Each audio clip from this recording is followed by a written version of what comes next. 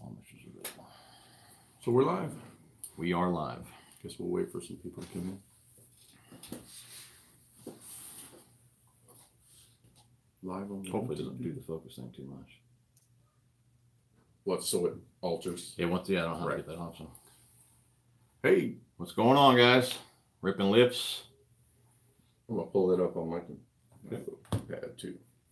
Let some people get on here. What's going on, Doug? Let's see. Wow, that was fast. 94 people. MTB Slam. What's going on? What's going on? Who's on here? I get to pull this up so I can see who's on here. Just a couple seconds here to get things going.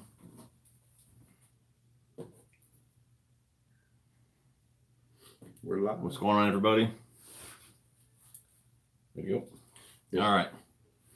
Well, I'm Tackle Junkie 81 with Mystery Tackle Box. If you guys are not familiar with my channel, basically it's more tackle related tips and tricks, things like that. Of course, there's some fishing on my channel as well, but mostly, like I said, tips and tricks and things like that. And I'm with Phantom Fishing.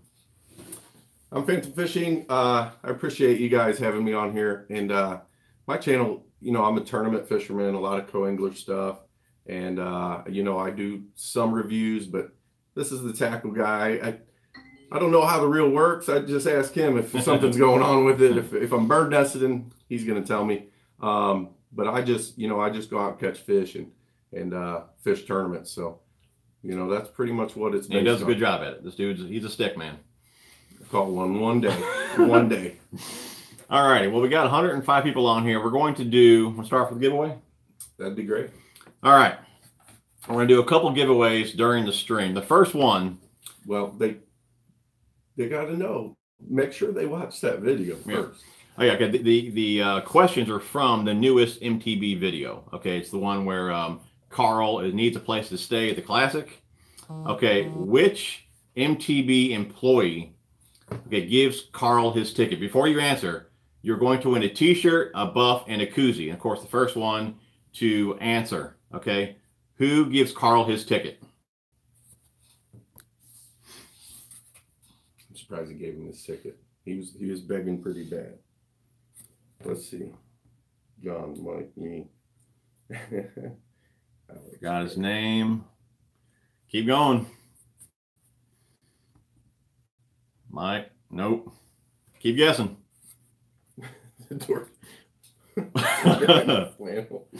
Nope. Keep guessing. And this is for a t-shirt, a buff, and a koozie. Pretty much it's going to be whoever pulls it up and watches it. Make sure you watch that video. The newest MTB video. Carl's heading to the Classic. Nope. Nope.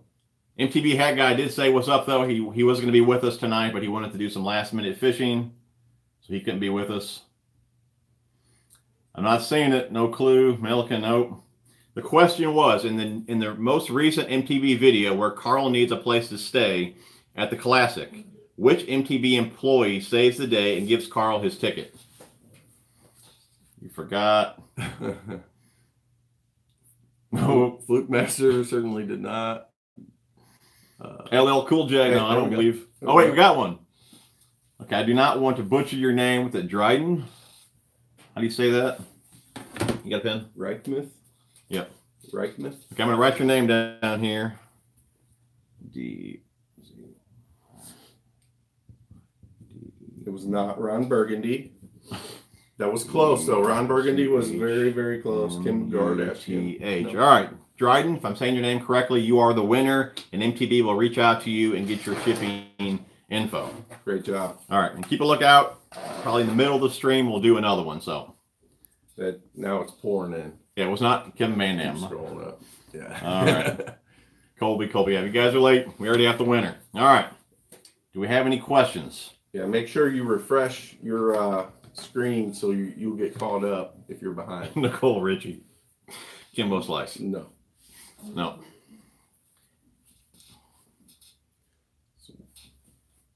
All right. Swim bait fishing. Somebody's asking. I need help with swim bait fishing. So do we. I'm not really into the big swim baits yet. I mainly stay around the 4 to 5 inch swim baits. But I mean, really, the key to any bait is just to fish them a lot. I mean, you're not going to get good or confidence with any bait unless you're really, fishing, putting the time in with them. But other than that, you really have any? It's you need the right setup. It's a heavier rod setup, a heavier line. Oliver Nye is one guy you should probably check out if you want to watch swim bait. He just came just a state over and won $100,000 in a big bass bash because he's throwing a giant bait. And he's from California, and it's more of a clear water setup. But it's something we would like to get into, but come spring around here, water dirties up quick. Oh yeah. Good question here from Nick. How to cast bait casters further without backlash? I think on that, a lot of guys only look at the reel. And I think what you really need to look at is the rod, line diameter, and then the weight that you're using. Because once you match those, you will get a further cast. But you can't really use like a heavy power rod, 20-pound fluorocarbon, a little 3/16 jig, and expect to get a long cast. That's a backlash waiting to happen. You really need to match line to lure weight and the right rod to get a further cast. And then, of course, experience really comes into play as well. Anything you want to add on that? No, because I just ask you. Okay, that works. That works. And that's kind of stuff that I really concentrate more on my channel, like I said, things like that, tips and tricks. And this is the fisherman over here. Yeah, I mean, if it's backcast or backlashing on the beginning of the cast, I'm like lost, but obviously you know exactly what it's going to do, so you'll tell me. What's going on, Glenn? Somebody wants to know, I lost it, but okay, what they should be throwing. They live in southern Texas. We live in Illinois, so and I think tomorrow night will be -1. Yeah, it will be -1. I would assume they're spawning, or they're. Oh, I would think, yeah. Probably, I would assume they're certainly in the spawn in Texas, so you're going to probably be looking for beds and fishing spawning areas. So, I mean, they were just in the, what was it, the BASS tournament, or was that the MLF? MLF, yeah. But they're throwing swim baits through spawning areas, and that's a great. Just trying to cover water. Method. When is it going to be warm in the north? I'm sure that'll be a while. Yeah. It'll be a while. William Francis asked a question. You see that one? What do y'all do in muddy 55-degree water after flooding? After flooding, I fish how high it came up. Yeah, that's true too. I fish muddy water majority of the time, and for me, really, all year you can almost get away with a big spinnerbait, Colorado blades, crankbait, things like that. You need vibration. You need something like that to be able to, for the fish to find the bait, just because there really is zero visibility. So, I mean, for me, spinnerbaits and crankbaits is what I would do. Yeah. They're going to go real tight to cover. And so they're going to come up shallow, because when it gets dirty, they come shallow. They get real tight to cover. So you're going to want to, if you're not casting right next to cover, you're probably not going to catch them. So I would, if you're not throwing, like he said, a spinnerbait with Colorado blade with a lot of vibration, you're going to want to get flipping a big bait that's going to move a lot of water, that's going to silhouette in the dirty water, and you're going to want to land right on their face. Good example for that. Let's say like you're in your basement. It's pitch black. You can't see anything. You're not going to feel comfortable just standing in the middle of the room. You're going to back yourself up against a wall or something like that. And it's no different with the fish. When they can't see, they're going to nose up to something, whether it be a stump, a rock, a dock, something like that, so they feel more comfortable. So, like he said, fish tighter to cover in those conditions.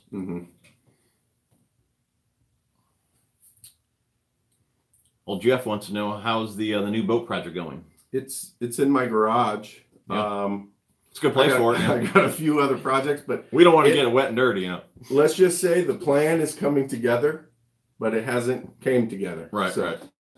That will be soon. That's something we really need to get on, because it's going to be prime time to fish around here, like the power plant lake that it's kind of more for, and your ponds and stuff like that is. It's going to start getting good once we get past this cold snap. That, man, it's going to be cold tomorrow. I thought we were out of it. Yeah, actually, it's not tomorrow. It's I think Saturday night. Ain't it? Yep. It's and like then Monday is going to be miserable right here with 4 inches of snow or whatever, but it's going to be cold. What else we got here? Am I going to be at the I'm not going to be at the Classic. I think you're going to make it, all right? Yes. I'll be at the Classic. I'll be checking out, we'll be hanging out at the Phantom Fishing booth at Phantom Outdoors. You guys make sure you check that out if you're going down to the Classic. And the MTB booth for sure. Be hanging out there, and then probably just be wandering around and hope to see a couple certain guys win that thing. Yeah. Let's see. Some guy was talking about the war on carp at Kentucky Lake. Do you think they're making a difference? Do you know much about the carp situation at Kentucky Lake? I truly don't know. Okay, so I was fishing a BFL regional there, and I saw a big group of giants go right under our boat, and I thought it was crazy because I don't go there a lot. And something spooked to those carp in that cove, and it was for miles. Just the whole cove exploded, and there was thousands and thousands. Wow. And for your question, I think they are making a dent. They're making progress, but everything's going to adapt. So we got to see how the other predatory fish adapt to the smaller carp and all that, to see if they can't find a balance before they get destroyed. So I don't know, but I hope the bass start really knocking out the spawns of these carp, because it is bad. Question here: what are the best baits to use weighted hooks on? Swim baits usually is what I like to do there. A little exo swim, something like that, or even like what's that rig? Like I think it's called the Rage rig. I've never used. I think it's a Rage rig where you can put like a craw or something like that on there. It just gives you a different fall, more horizontal fall to it. But mainly swim bait is what you would put on a weighted hook. Yeah, I don't throw. I throw like the exo swim on jig heads a lot, but. Yeah, your 4 to 5 inch, something like that. Good for that. 4 to 5 out hook. What we got here? Best colors for chatterbait for bass? I stick mainly with natural colors, so I'm gonna go. I like white. Some people like clear and sparkly, but I like all white or like a craw bluegill colors. I just stick with those. I'd agree with that. I'd also throw in black and blue just because I fish muddy water, so I like that one a lot too. Yeah, black and blue, you can't go wrong around here. Whoa, I'm a little behind. You got a question up there? I'm just kind of going through here. So what would you, okay, Jim, how would you approach, like we'll spin off that guy's course. How would you approach, because we're leading into the water's going to start warming up. How are you going to approach, say, 45 to 50 degree water on any lake you go to? Like, what are you going to pick up? I'll tell you what, the lakes that if you guys are familiar with my channel, again, I always fish muddy water, and the baits that I fish the most, the baits that I have a lot of confidence in, it doesn't really change. I mean, I love throwing a square bill. I love throwing a spinnerbait. It's fishing muddy water. You really have to search for the fish. I mean, you just can't go out and pitch a soft plastic, all day long and hope to find fish, unless you're fishing around, of course, like the right cover and things like that. But moving baits, it allows you to cover a lot of water and find the fish. So for me, normally I start out with, again, square bill, maybe a flat-sided square bill, something like that. Rocky points, rock banks, laydowns, things like that is normally what I start with. How about you?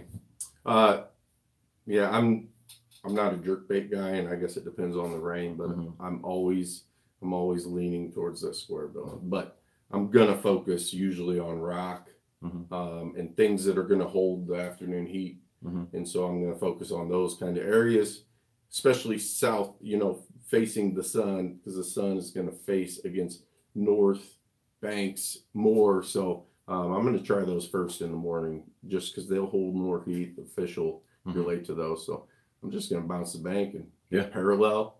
That's another thing. Fish in the muddy water. I mean, fish are not really out deep. I mean, of course, too, when it's 50 degrees and it's warming up, they're going to be shallow anyways.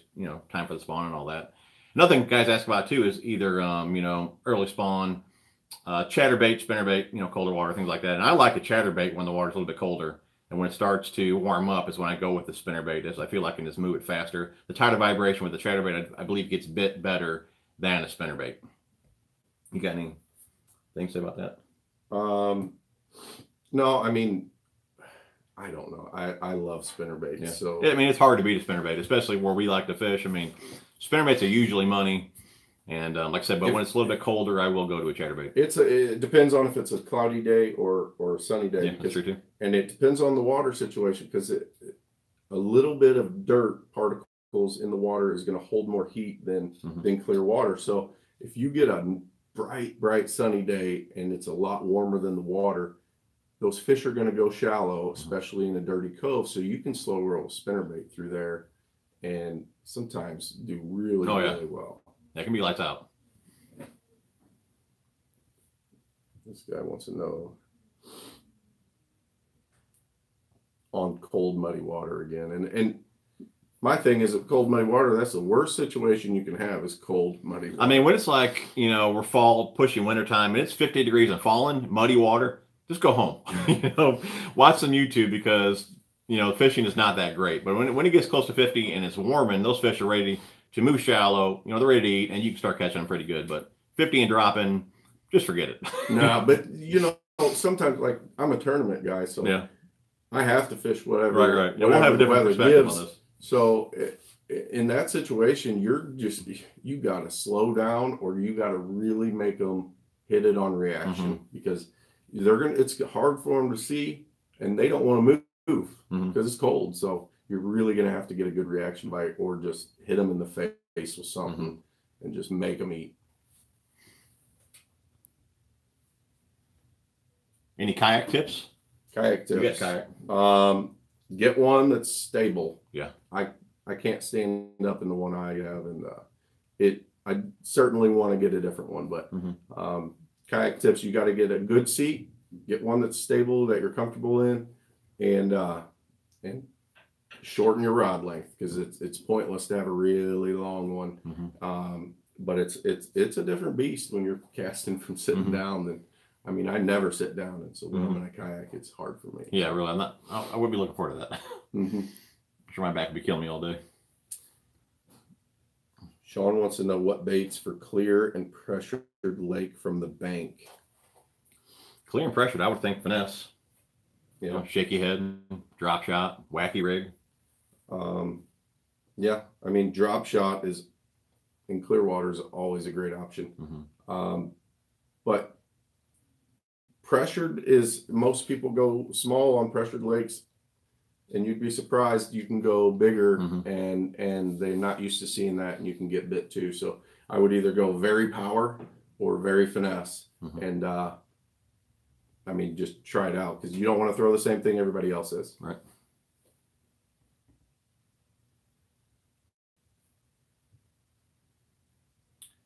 Let's see here. Texas questions here.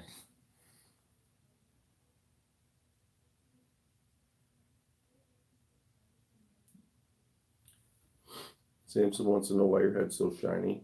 And that's because you... How you doing, Mom? I see my mom's on here. Tips, here's a good one. Tips on how to fish a pond with no visible structure. No visible structure. So you're going to have to, the fish are going to relate to something. So it's going to be just a small change, pretty much. It's going to be a point or a pocket or something on that. And there's got to be something different somewhere, or they're going to be extremely scattered. And that's just going to be, you're going to have to just fan cast everywhere, unless there has to be something different. And that's where they'll key up on. Okay. Yeah, the ponds that I fished, at least one of them, it's not real big. And, I can take a football jig or something like that and drag the entire pond, that I can go maybe to a spinnerbait, and then I can go to top water again, of course, depending time of year and all that. But I mean, if the pond is small enough, you can pretty much cover the entire pond in a day of fishing and really figure them out. Chef said the Bonafide is good. Bonafide 127 for a kayak. I'm certainly needing to get into a different kayak, that's for sure. Okay. So a lot of guys down south there, a lot of Texas stuff here. River tips and tricks. Chris Wright. You fish many rivers? No, I do not.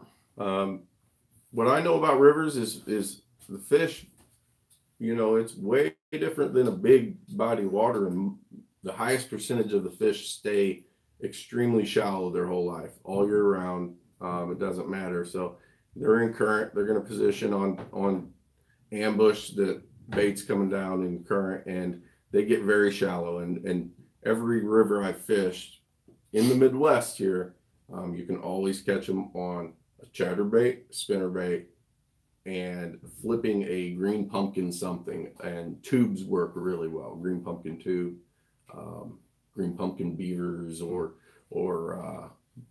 Vile craws or something. Green pumpkin usually always works on the rivers. Thoughts on scrounger heads? Do you fish scrounger heads much? Scrounger head, what I would say, actually, I think I got one right here. That's a scrounger head there. Pretty much just a jig head with a little bill there on the front. What I would kind of compare this to is a bladed jig or a chatterbait, just not as aggressive. But these can be kind of tricky. I've been playing around with these for a while now. And with something like this, you really need to match the head weight and the trailer size. Like this is just a little 1/4 ounce. If you try and put like a 5-inch fluke on here, it's going to do nothing but spin on you. So you really need like a 2 and 3 inch bait for the smaller weights, and you can go bigger on the heavier weights, but you really need to match, like I said, the head weight to the size of the lure. But again, it's pretty much just like a little chatterbait, just a little more finesse, I would say. Yeah, just a little more subtle. Yeah, a little more subtle.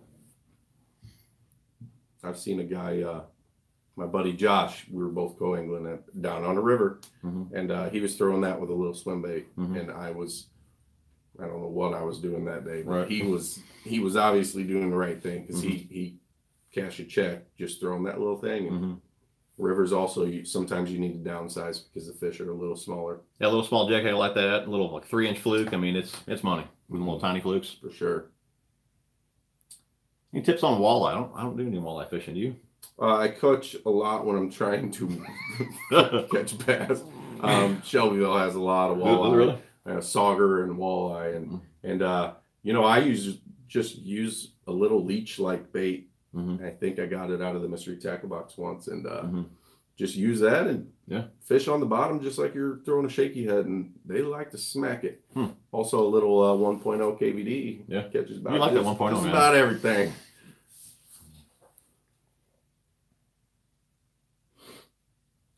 Nice. Thomas just upgraded Pro Box to the Elite. Yeah, that's cool.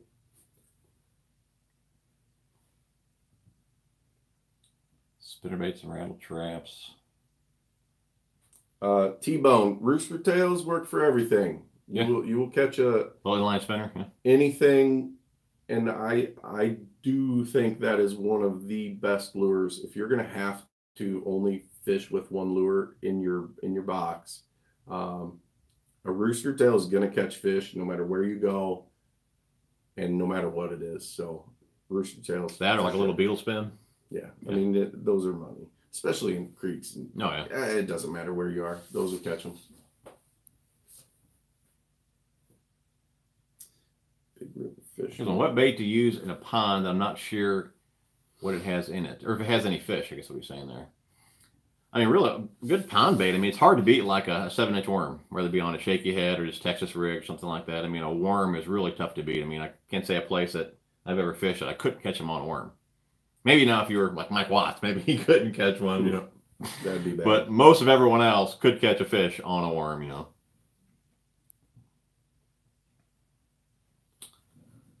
Dylan wants to know, why is bass fishing such a big deal nowadays?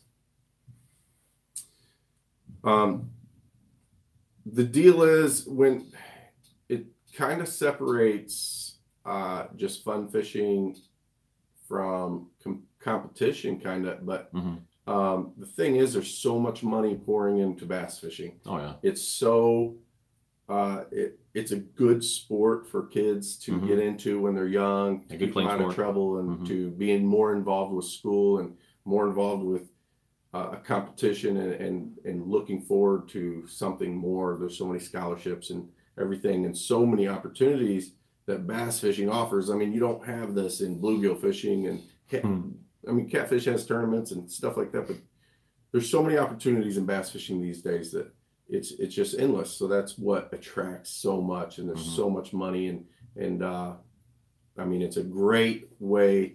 There's no better way to take care of your resources in your state than to go buy a fishing license, join a bass club, or join something, buy baits, put money into your economies, and go fishing and buy MTB boxes and you know, find some new products. And that's what's great about the mystery tackle boxes.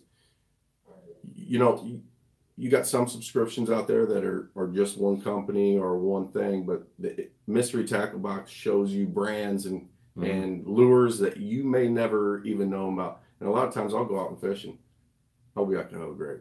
And I'll catch a better fish on that one than anything. And so just if you do try and catch a fish out of every bait in the box, I mean, it really does put you out of your comfort zone. It really makes you a better fisherman because you're using more techniques than you probably normally wouldn't even do. And like I said, who knows, you might catch bigger and better fish on them. Yeah, so certainly get into bass fishing, get into everything, and help your you know, make sure you buy your fishing license too. Everybody buy their fishing license. Wren Lake or Kincaid? I do fish Wren Lake in the BFL. I've never fished Kincaid, Greg. I know a lot of guys that do. Here, do you guys crappie fish? You do a lot of crappie fishing. We could be doing a little crappie fishing tomorrow, possibly. Yeah, you guys need to come up with a little competition for us, a little reward or something, because we're going fishing tomorrow, and the crappie are biting pretty good. So if we shy away from the bass, we might have a little competition on who catches the monstrosity of a crappie. Right. And we were out there, last Friday, and so there's some guys catching 18 inches out there. So 18-inch crappie. Yeah.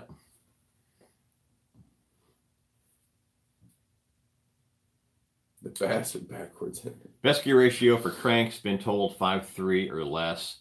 5.4 is what I used to use years ago, and I've been able to control my speed a little bit better. I usually end up reeling too fast, so that's why I really like a lower gear ratio reel. And with a lower gear ratio reel, you have more power. You don't really feel the drag on you as you're reeling it, which you would notice that with a higher gear ratio reel. But these days, I use more of a 6.6 usually, I think.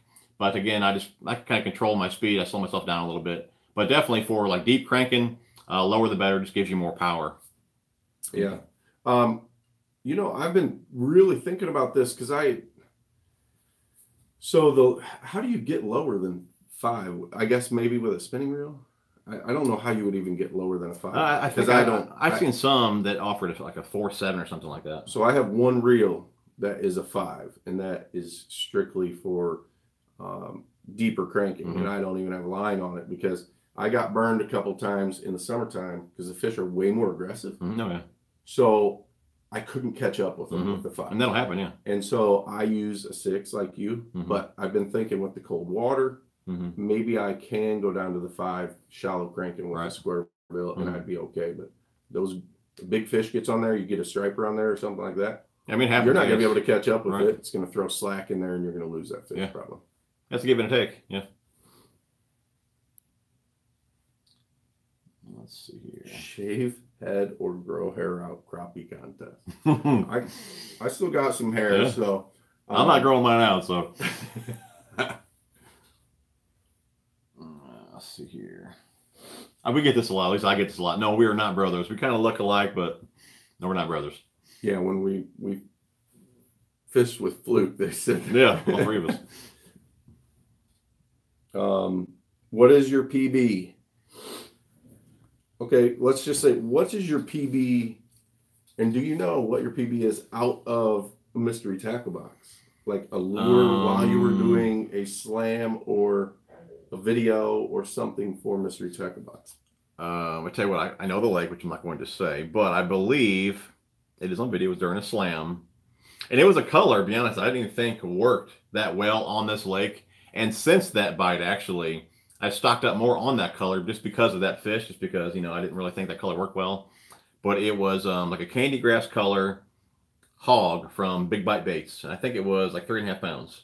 And I do have that on video on my MTB slams. That's what I'm saying. That you will you don't even think, because you get used to fishing one color or something, and you get into like some kind of a groove where it's hard to get out of there, and then you try to do a slam. Right. You pull these colors out, and it'll amaze you what them fish will bite in your lake that you didn't expect. Exactly. I didn't actually catch the biggest one that hit.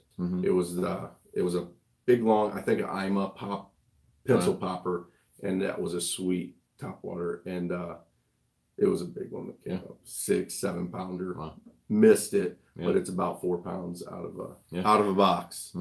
About 4 pounds outside of the box. What's your PB? 772 that I weighed. It was in my kayak actually, and it was in the month of February too. But we had a warm month of February that year, and it was on a spinnerbait. Yeah, I have a video of it, but I was like a giddy little kid. I couldn't believe I had that thing on. I remember that video. Yeah. It came up out of the water and looked like a 17 or 18. Right, at least, yeah. Mine on the scale would be 6'4". 6'4". But I know that I had a bigger one on, which I do have video of it, but no weight.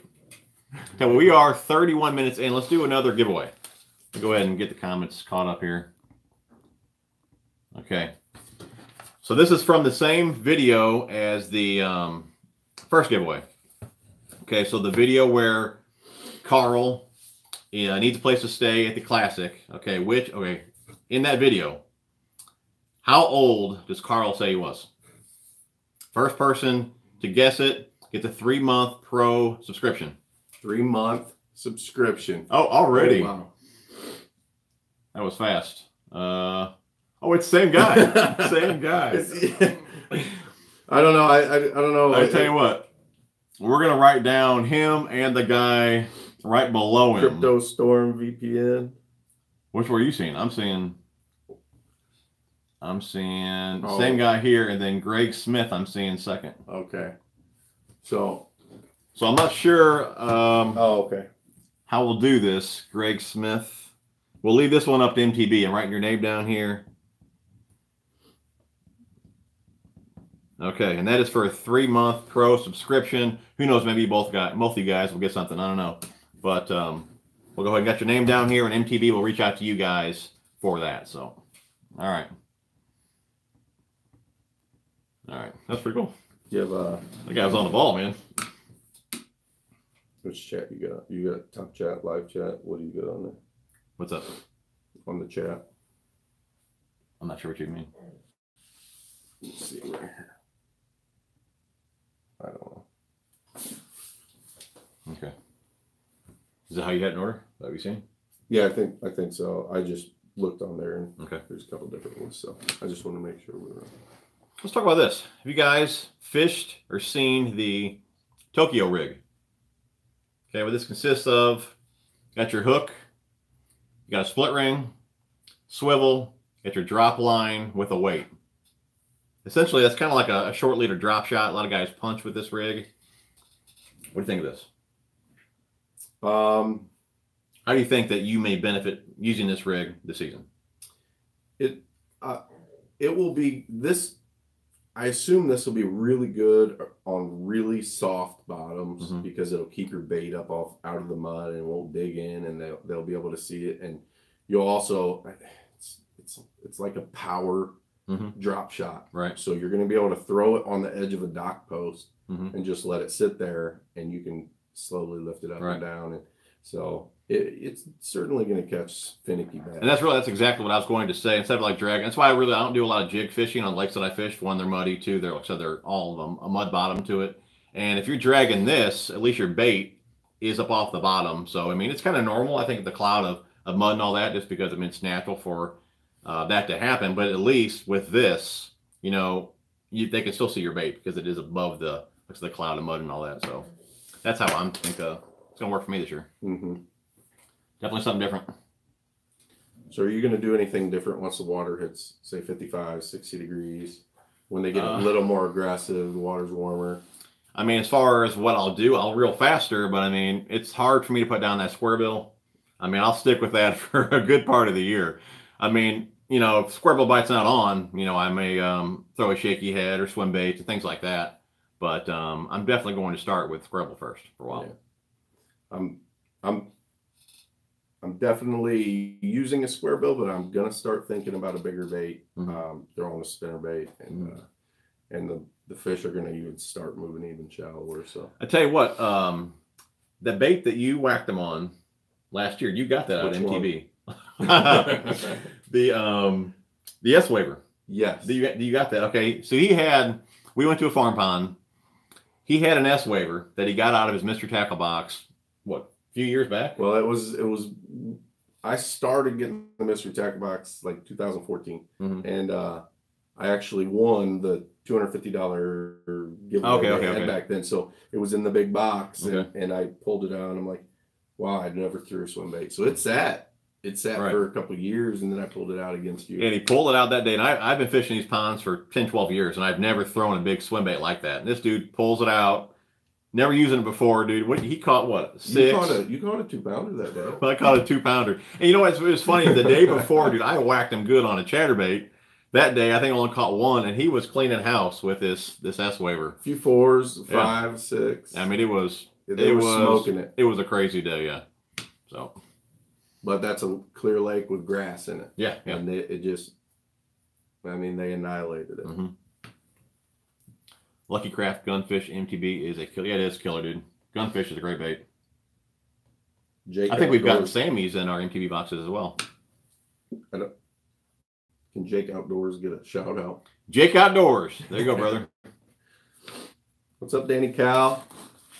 So, have any of you guys ordered up the Trash Master jig yet? What do you guys think of that? Tell you what, this guy right here is why you guys should pick this up. Steve Sparks. Okay, that guy, that's what, the inventor of the Rage Tail? I mean, who loves Rage Tail? I think everybody does, right? Guy knows what he's doing. He helped design this jig. And I mean, it's pretty cool. I got a video on this. I think you have a video on this as well, don't you? Yep.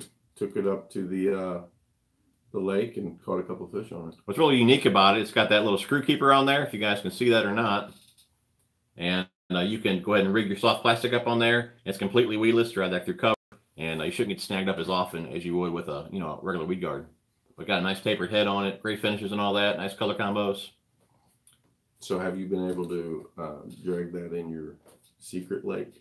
No, it just now came out of the package. No, I have not. Yeah, I really was impressed with this jig. Seriously, impressed. I just picked Looks like a nice hook on there too. I just ordered a couple from Carl's to add to my mystery tackle box delivery, and I mean, I was upset when I lost it, but it was coming through wood so nice. I had a Velcro on the back of it. I had 4 solid bites and didn't have to fix it once. I mean, it was phenomenal. It's rigged like a Texas rig. Right. That thing was awesome. Yeah. I really enjoyed throwing it. It's got a nice tapered head. It comes to grass. Grass pretty good too. Yeah. I didn't have any issues with it hanging it anywhere. And then I got in the gnarliest tree that, I mean, it tried to steal my rod. Right. I mean, it wasn't letting the jig go. Yeah. Let's see what we got. Jerkbait fishing. Shout me out, Skeeter Outdoors. Just got your first box. That's cool. What's up, Deshaun? I don't think we're fishing Long Island, New York. I don't know if we can jump in that. There was your shout. Go on, big fish. See here, Nick. Yes, Sunday Night Live. I'll be doing one on my channel this Sunday. I've been doing them every Sunday for the last couple months. So if you guys want to check that out, feel free. I think you're doing live streams too, didn't you? Weekly? Yeah, I've been trying to do a little bit on Thursdays, and so, but I'd rather be right here. Exactly right. Any hints for the March box? I don't think so. March box, no hints yet. I don't know. That one I'm definitely going to get out there and do a slam with. Sick of being in this tap room here. We'll Ryan, see. Yeah, dude, we're going fishing tomorrow. Slam competition. Yeah. March, it is on. Yep. What's up, Ryan? Any tips for the spawn? Spawn. What you got? I find them. Find them. The best place to look for them is a good flat protected from the north wind, because it will, around the spawn, they're affected by cold fronts way more than any other time of the year. And so you want a protected from cold north wind, a nice flat close to deep water, 45-degree bank or a sharp drop off, and where they can go out and suspend if they need to, but they can come right back in, and when they'll hold their eggs or whatever they need to do. But that's the locations you're going to start looking. Typically, I'll look for a bank too that doesn't have a whole lot of trees on it. That way, you know, that the sun can penetrate the water with the eggs and all that. You know. One thing with the spawn though, bass are always going to be picked on by bluegill. So they want a spot where they can back themselves into a corner, maybe a log or something like that, where they don't have to protect the whole nest, because they know nothing can get to them from one side, so they can really focus on keeping the bluegill away. So if you find a lay down in one of those areas, there's probably going to be a fish on it. This is a good question here. How do sunglasses help? Answer that one. You're more the expert on the sunglasses. Okay. Well, as far as, I mean, for one, it allows you to see in the water, for one. So it helps you, you know, look for stumps and laydowns. If you're in clear water, see beds, things like that. I mean, the water I fish is so muddy. As far as that goes, they don't help me out a whole lot. But you'd be surprised if you didn't have sunglasses on, how much more tired you feel throughout the day. Just, you know, all the sun wearing on your eyes and all that. So I think for those two reasons alone, it's definitely good to have sunglasses on for sure. Yeah, cutting the glare off of the top, being able to see. Let's see. How do I fish a Texas rig lizard? Great on a Carolina rig or just Texas rig, something like that. Tell you what I do a lot for a lizard. I'll cut the head off. I'll use that as a swim jig trailer. I like to do that too. Lizards are great just to drag through areas that, if you know there's bedding fish there, a lizard is one of the top baits to throw into a bed. And so just, you know, toss it up there and slowly drag it back. And if you do get a peck or a bite and you miss it, just keep tossing that same exact area, because it might have just been a bass trying to carry it off the bed, but you can't see it. So great time to throw a lizard is in the spawn. The jackhammer. Tips for growing a YouTube channel. I mean, make videos and make a lot of them. I mean, just get yourself a camera, get your phone, anything like that. I mean, the more videos you put out, the better. But I mean, you'll get comfortable the more videos that you make. But the first thing you need to do is just pump out videos. And you need to make sure that you really like what you're doing. If not, it's not going to last anyways. I mean, make videos that you want to make, and then eventually you will start to grow. Yeah, just have fun with it. Just be consistent. That certainly helps. And then just try to put the best parts in. You know, don't leave a bunch of stuff that, don't cuss, don't do a lot of things that will deter people. Just keep it neutral. Let everybody enjoy what you do. And if you're having fun and you really love what you're doing, then people are going to watch. You always refer to the fact that you fish muddy water all the time. Can you tell us why the lake you fish never clear up? That's really a great question. To be honest, I don't know. I mean, there's a lot of farm ground around the lake. I'm assuming a lot of runoff, things like that. I mean, it's a mud bottom. So even if the lake really was clearer than it is, it's hard to really tell with a mud bottom. But I would assume a lot of the farm ground is the reason to stay so muddy. Yeah, algae's going to be growing, and there's going to be a lot of things in the water more than anything that turns up that water. Boat traffic or anything is going to turn up the silt, and it's just, you know, it's not conducive for clear water unless it can sit with nobody. That's why right now, like my home lake or the lake I live on, it's extremely clear. It's like, it's weird how clear it gets, and then all of a sudden it's gone for the rest of the year. Another thing that makes the water never come back is fertilizer. People want to make their yards pretty, but they don't want the water to look like it does, and then they complain about it. And I say, hey, quit dumping fertilizer in the water. You're supposed to stay like 25 feet away from the lake, but they don't. And it algae blooms up, the water turns green, and it never goes back. Right.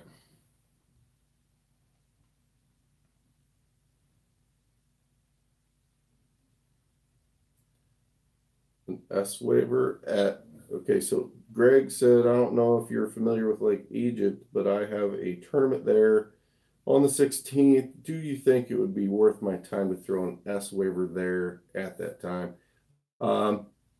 That's a power plant lake, so I don't know which, I would assume you're fishing in the clearer side but isn't the colder side the clearer, deeper side? I don't know, but S waiver is going to be good, but I think it's going to work better around grass. So you're going to have to find a grassy area. I would probably throw a square bill, flip and pitch. It's a good lake for flipping, but I'll probably find out because there's a bunch of guys I know that will probably be down there fishing against you.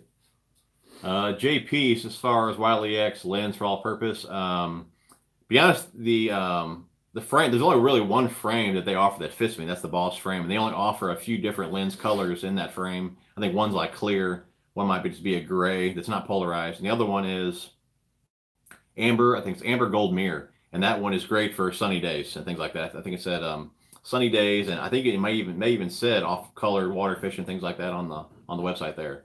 But luckily they had that lens color in that frame because, like I said, that's the one that fits me. But that's what I use, the amber gold mirror. I know a lot of guys use that blue color. I think you do use that blue color lens. I have the greener lens, but the blue is good for vivid sun and I think clear salt water. Like it says bright vivid sun, I think is for the blue lens. Rodney says, guess my question was overlooked, so go ahead and ask it again. We might see it. Brian says there's lots of grass down at Bent Rob, come on, dude. Egypt. Bent Rod. Any MTB giveaways? We just did 2. We only had 2 that we were going to do, so. And maybe the same guy won them both. We'll have to see how that pans out.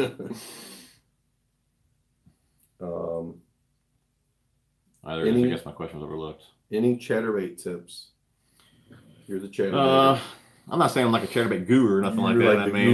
I mean, around grass, I think is great. I mean, I catch more fish on them at the ponds versus the lakes. The lakes that I fish when nobody else is there. Exactly right. And when nobody has proof the cameras are not on. That's when he catches most. But I usually you hear guys talk about them around grass and ripping them out of grass, things like that. But even on the lakes that I fish that don't have grass, just slow rolling them on a rock bank. I mean, really the same spots that I would cast a spinnerbait.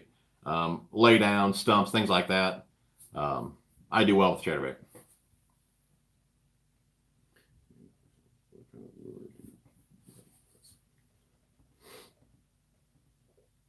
I don't know about Wisconsin. He's asking if what lure is best for bed fishing. Man, in about 2 months, I'll let you know. Because it's going to take a while for Wisconsin. Okay, how about this one?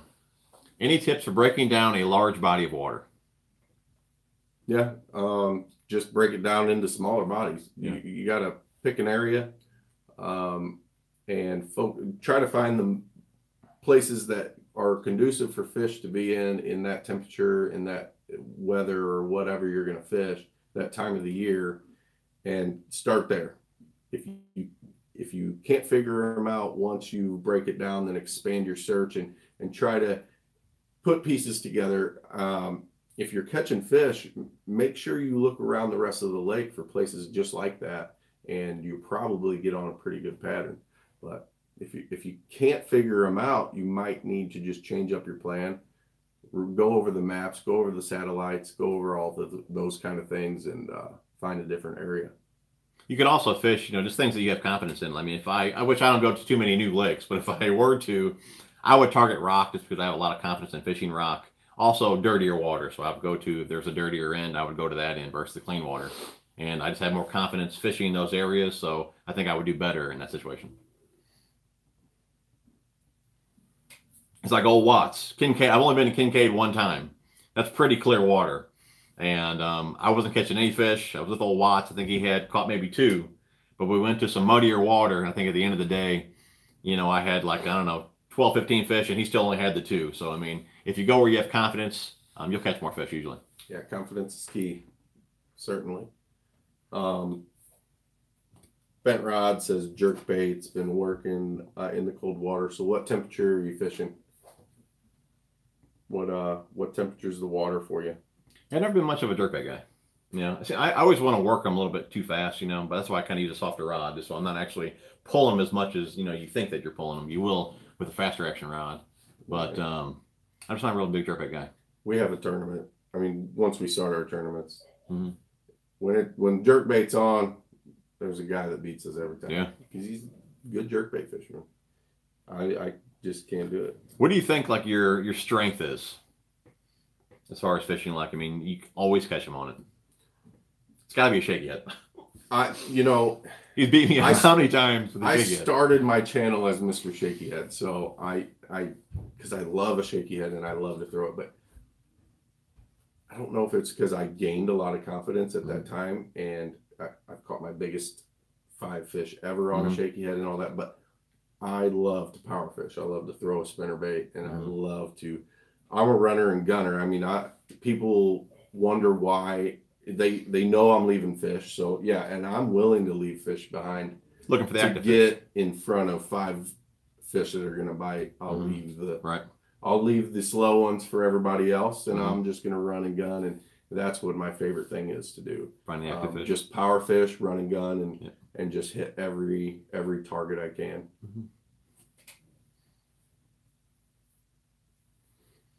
Any tips for deep water fishing? That's not going to be something I could answer.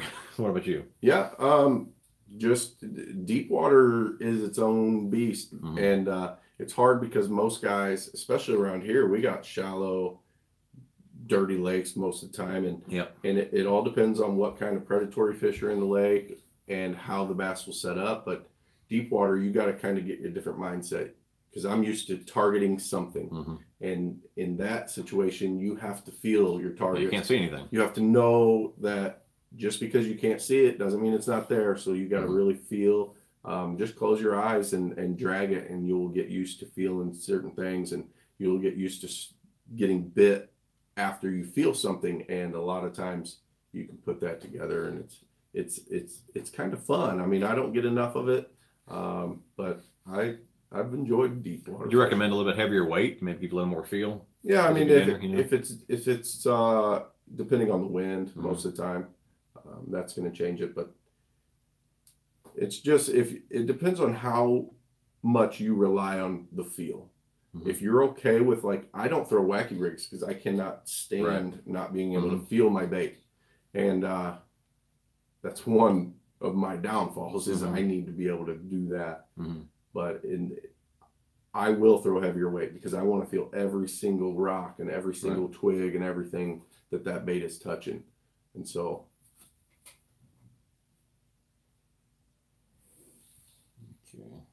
Carolina. What would be the best baitcaster setup for a beginner? As far as just the baitcaster itself, I wouldn't go too cheap. You know, I'd say around, $70 to, let's say, $100 range. And again, you don't need to look at like how many bearings and things like that it has. I mean, I can't say really. Actually, Debo, I shout him out. He just did a video on this not too long ago, and that's something that I've never even paid attention to, is really how many bearings is in a reel. If it's got a lot of bearings, it's a bonus. But again, it just depends on the bearings, where they're placed, and things like that. But I mean, I would just get the best reel that you can afford. Start out with maybe 12-pound test. If you're looking for a rod, I mean, it's hard to beat like a medium heavy fast action rod. I mean, you can do a lot of different techniques on that combo right there. But again, I just wouldn't go too cheap. I think the cheaper you go, the more headaches it's going to give you. Then you actually get turned off of baitcasters. But get yourself a decent reel, the best you can afford.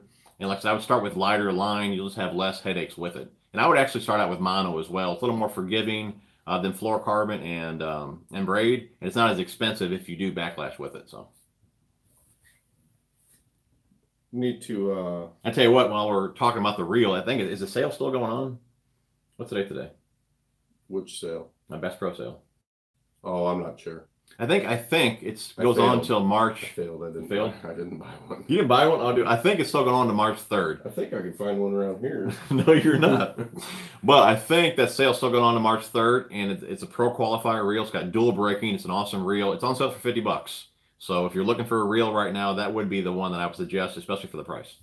Or get a membership at Carl's, and what, 30 days free. Yeah, free trial. And you can get like 30% off, I think, and it's really good deals on rods, reels, baits, everything. So if you maybe miss that sale or whatever, I mean, I would check Carl's out regardless. Sure.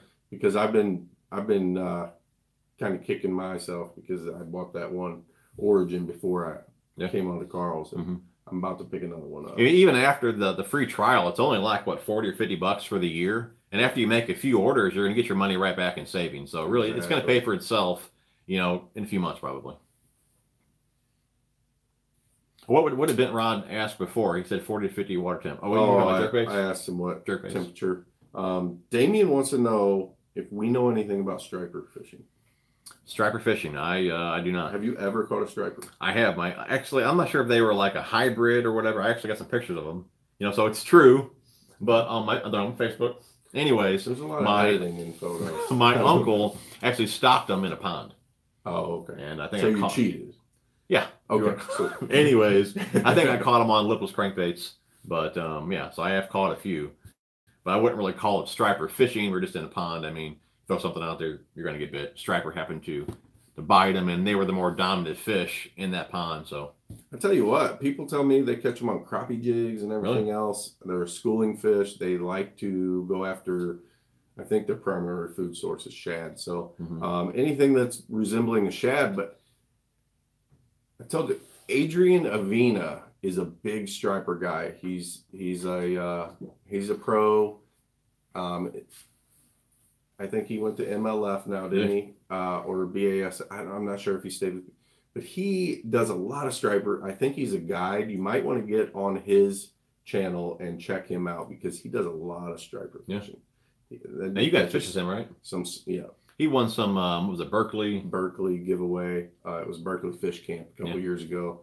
Got to go there and hang out. Got to fish with him and Lucas and Polinick and Hunter Shryock, and that was awesome. But that's cool. He is a big striper dude, and he catches some giants. But he's out northeast. All right, we got 3 minutes or so left. We have a couple more questions here. Let's see here. I tell you what, I'm gonna give this one to you because the lake that you fish, I don't even know a lot what of docks on is. it. What's the best lure for docks? You got a ton of docks on the lakes that you fish, or the main lake. People think I'm crazy because I'll throw 10-pound test with a shaky head on a dock, but you get more bites. But I would assume a jig is going to be the best lure on a dock. You know, a lot of people will throw Texas rigs, but jig is hard to beat when you're flipping or pitching or trying to catch big fish. Jig is hard to beat, so I would probably focus on a jig. I mean, you have weed guards. Especially this one, the Trash Master, it's going to be like a Texas rig, so you're going to not get hung up on the crossbars and everything that is included, especially if some guy throws a Christmas tree under it. But I'll throw a jig. I'll tell you what, since you do fish a lot of docks, how do you approach a dock? Do you skip it first? Do you hit the pilings? So I've read different things. Yeah, I've heard different things too. That's why I'm asking them this. There's different theories. I always try to hit the outside post first because I don't want to scare the outside fish away, skipping it up real shallow. I don't know. Sometimes. So the one closest to you, you hit first. I will try not to get too close, flip over to the outside, work the bait out just a hop or two, and then I will start working in and skip under it. And that could be backwards because I don't always catch a fish on it. So I'm obviously doing something wrong. Right. We can find a couple more here.